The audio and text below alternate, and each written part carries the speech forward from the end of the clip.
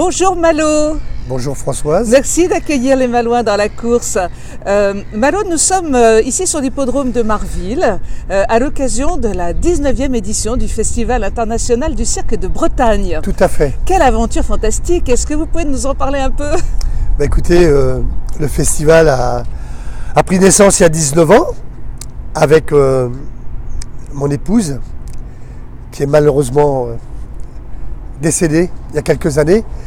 Et nous avons créé ce festival pour faire voir au public breton, malouin et ses environs que les arts du cirque et de la piste, c'était un vrai métier, c'était un vrai spectacle.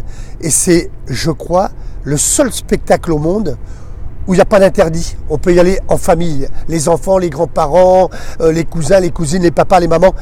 C'est le seul. Malo, vous n'êtes pas issu d'une famille de gens du spectacle, de gens du cirque. Non, Comment ça vous est venu cette passion du cirque? Je crois que je suis né avec ça. Je suis né avec ça parce que j'habitais Place de la Résistance, la place où tous les cirques venaient. Tous les cirques venaient là dans le temps. Donc j'étais complètement passionné par ces gens du voyage, ces circassiens.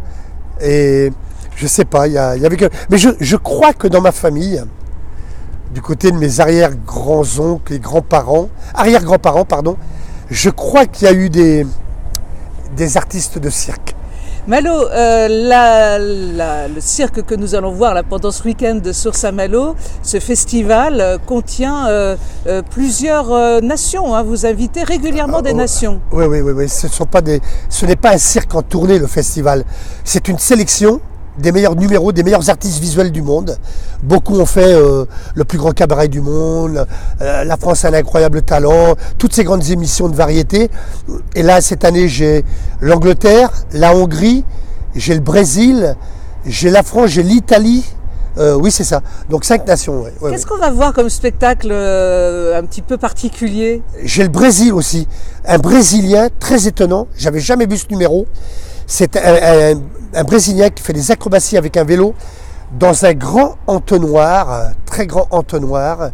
Et là, il peut pas se permettre la moindre erreur parce que le vélo glisse et c'est la chute parce qu'il a une grande hauteur. Il fait ça dans un espèce d'entonnoir. C'est très spectaculaire. Moi, je l'avais jamais vu. C'est pour ça qu'il est là cette année. On va avoir des animaux aussi qui seront présents. Alors, une belle cavalerie avec Francesca Folco qui nous vient d'Italie et des animaux de la ferme. Ça, c'est très original par contre. On ne peut pas s'imaginer que des animaux de la ferme puissent faire des choses comme ça. Malo, vous nous invitez à en prendre plein les yeux, si je comprends bien. Écoutez, je crois qu'il n'y a pas d'âge pour garder le rêve. Il n'y a pas d'âge pour sortir en famille, quoi. Voilà. Pour moi, c'est important. La famille, c'est important. Malo, il n'est pas trop tard. Hein. Là, il y a un spectacle samedi. Oui.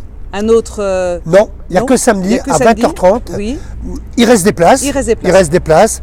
Alors, vous pouvez réserver vos places à Carrefour, Bricorama Paramé, la Grande Passerelle et à la Caisse du Cirque à partir de demain.